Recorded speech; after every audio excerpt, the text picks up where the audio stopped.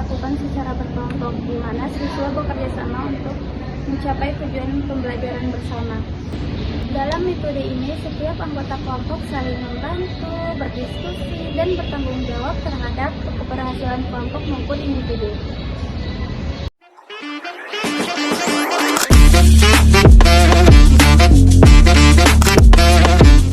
Adapun karakteristik dari pembelajaran kooperatif. Yang pertama, siswa belajar dalam kelompok kecil.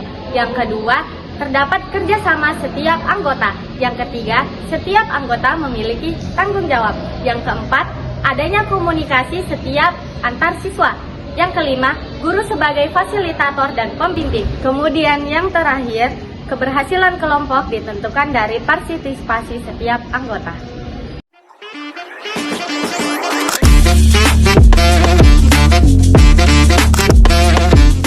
Tujuan pembelajaran yang kooperatif yang pertama, menyampaikan tujuan dan motivasi. Guru menyampaikan tujuan pembelajaran dan memberikan motivasi kepada siswa. Yang kedua, menyajikan materi. Guru menjelaskan materi yang akan dipelajari. Kemudian yang ketiga, membentuk kelompok. Siswa dibagi ke dalam beberapa kelompok kecil yang heterogen. Yang keempat, kerjasama kelompok.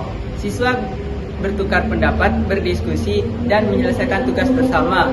Terus yang kelima, presentasi dan evaluasi.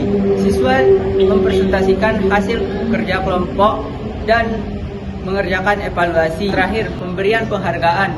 Guru memberikan apresiasi kepada setiap kelompok.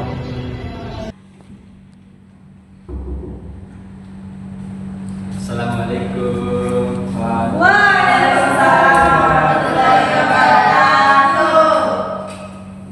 Selamat pagi anak-anak, gimana kabarnya?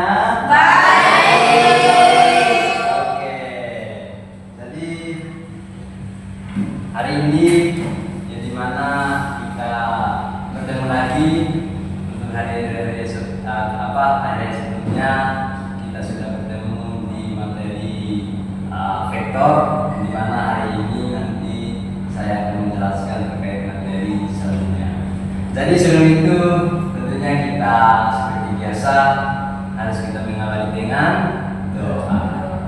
Oke, sebelum kita belajar, marilah kita berdoa. Nanti akhir keras silakan pimpin doa. Baik, sebelum kita mulai pembelajaran pada pagi hari ini, yang sebaiknya kita membaca doa dan di dalam hati.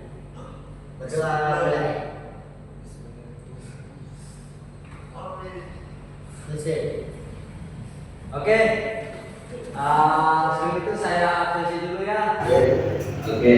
Eka Santri. Hadir. Diki Wahyudi. Hadir, Pak. Rosa. Ya, Pak. Elsa. Hadir. Liti Susanti. Hadir. Oke. Ternyata ada semua ya. Ya. Oke. Pada pertemuan kita hari ini tentunya sudah saya kirimkan di grup terkait dengan materi yang akan disampaikan. Kita pada buka dulu nggak? Kan boleh mohon apa ya Bapak? Dari semuanya. Ya. Dah. Ya. Oke. Jadi pada pagi hari ini yang dimana kita akan membahas besaran, satuan, dan dimensi. Sebelum itu ada yang tahu nggak apa itu besaran? Nggak tahu, Pak. Nggak tahu Bapak. Jadi anak-anak, besaran adalah suatu yang dapat diukur. Contohnya dalam kehidupan sehari-hari teman-teman mengukur berat badan, mengukur panjang baju, mengukur jarak antara sekolah sama rumahnya, dan kemudian pada satuan. Jadi sebelum itu saya mau menanya kepada saudara, pada anakku Diki Wahyudi. Ya, Pak. Apa itu satuan? Silakan dalam pemikiran Anda. Dalam pemikiran Anda saya di berapa? Satuan itu Pak alat ukur atau konsep yang disepakati secara umum untuk mengukur sesuatu, Pak. Oke, beri aplaus kepada Oke, anak-anakku, di mana benar betul sekali yang dibilang sama Diki Wahyudi teman kalian, bahwasanya satuan itu adalah ukuran dari suatu besaran, yang dimana contohnya seperti sentimeter, meter, jam, itu adalah satuan waktu. Terus selanjutnya ada gram, kilogram, itu adalah satuan massa. Terus selanjutnya adalah satuan panjang, yang dimana ada kilometer sama meter. Terus ada dua sistem ataupun ada dua kategori dalam satuan tersebut. Ada yang satuan sistem metrik sama non metrik. Contohnya metrik itu apa sih? Ada yang tahu sih? Tidak tahu metrik. Oke. Jadi sistem metrik ini yang dimana ada istilahnya MKS. Kalau MKS itu apa?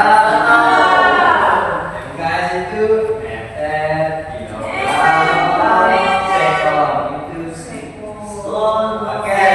Selanjutnya ada CGS. Ada CGS? Tidak tahu.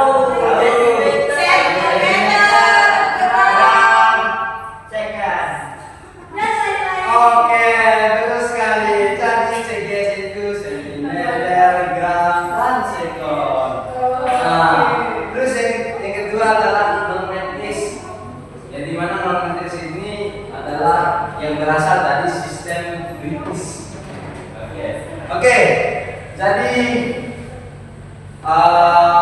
kemudian di selanjutnya.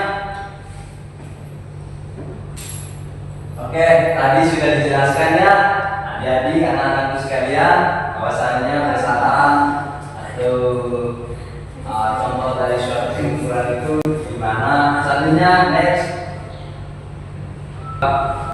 besaran pokok, yang dimana besaran pokok itu adalah besaran yang satuannya ditetapkan terlebih dahulu dan tidak diturunkan dari besaran apapun ataupun besaran lain. Nah, pada tahap selanjutnya ada dimensi, di mana dimensi menunjukkan jenis dasar besaran dalam sebuah besaran fisik. Jadi sebagai kombinasi ada M, L, D, I, theta, dan N serta J. Jadi M itu adalah massa, yang panjang, T adalah waktu, I adalah arus dan sebagainya. Oke, di sini supaya kita lebih menarik permainannya ataupun pembelajarannya, saya akan membagikan sebuah kelompok. Jadi teman-teman akan membentuk kelompok kecil di sini, di mana akan memahami ataupun mempelajari materi. Oke, tiga orang. Ini ada berapa orang? 1, 2, 3, 4. Oke, ada 4 kelompok. Ada 3, Devi sama Ica dalam kelompok 1, Arya, Eka, Alicia kelompok 2, Elza, Rudy, Sarmila kelompok 3, dan Waldi, Diki, Ija, serta Rozak kelompok 4. Saya akan Oke, ini ada soalnya, silakan didiskusikan bersama. Ini juga soal ada diskusi bersama. Ini soalnya silakan didiskusikan bersama. Ini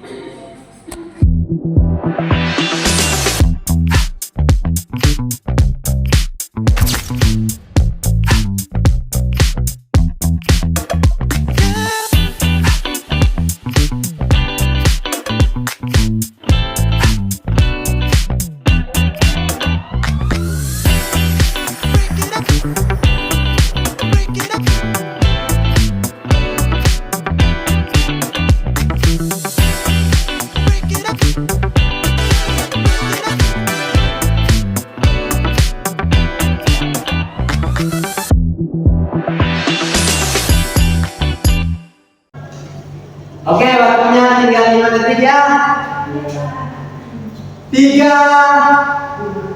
2, 1. 1, selesai. Oke, silakan untuk kelompok selanjutnya, kelompok 2, silakan baca soal dan jawabannya yang sudah diskusikan. Silakan. Soalnya, mengapa seorang yang mendorong dinding tetapi dinding tidak bergerak? Nah, itu bisa dikatakan tidak berusaha.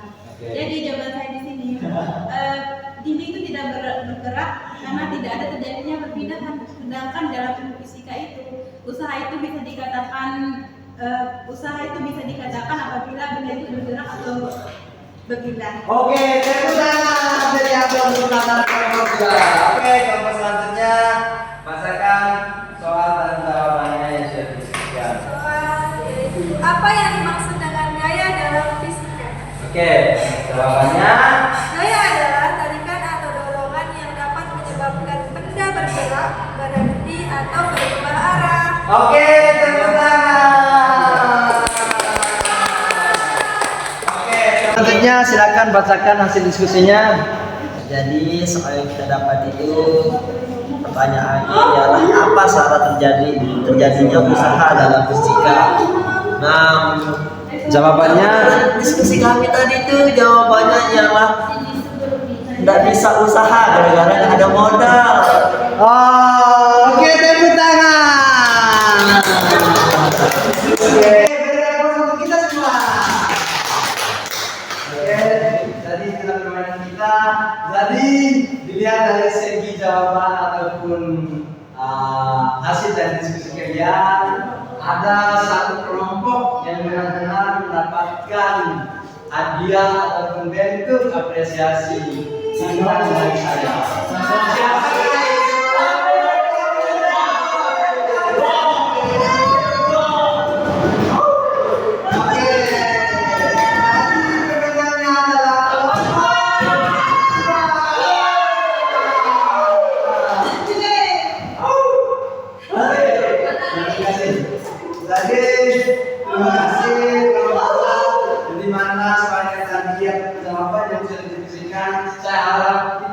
Bentuk pemahaman dari kalian terkait dengan besaran pokok atau besaran satuan dan dimensi pada pelajaran ini.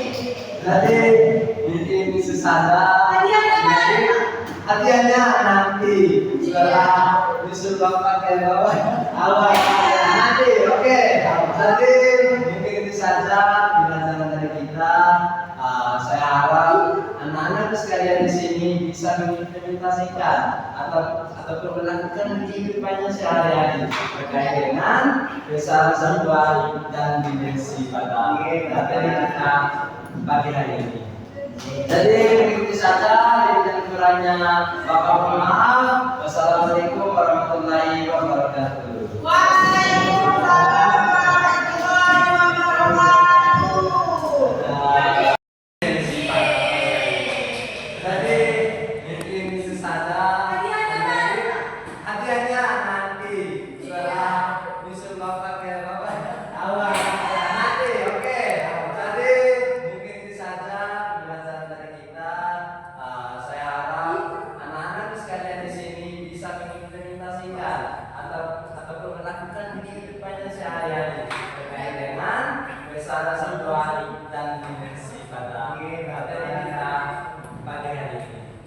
Jadi begitu saja, dan kurangnya Bapak mohon maaf. Wassalamualaikum warahmatullahi wabarakatuh. Waalaikumsalam warahmatullahi wabarakatuh.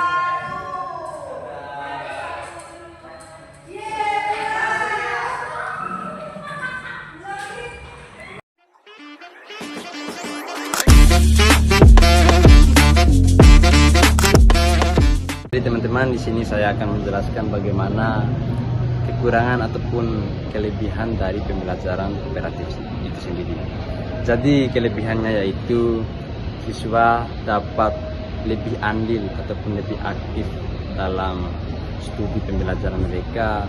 Kemudian siswa dapat menaruh rasa tanggung jawab terhadap pembelajaran ataupun tugas mereka. Kemudian siswa dapat mempunyai tanggung jawab yang lebih dalam suatu kelompok maupun diskusi mereka. Kemudian pada kekurangan ataupun kelemahan pada pembelajaran kooperatif ini, di mana siswa itu membutuhkan waktu yang lebih lama untuk memahami suatu pembelajaran maupun materi, kemudian siswa ataupun suasana kelas itu dapat mempunyai suasana yang lebih ramai ataupun yang lebih aktif daripada pembelajaran sebelumnya.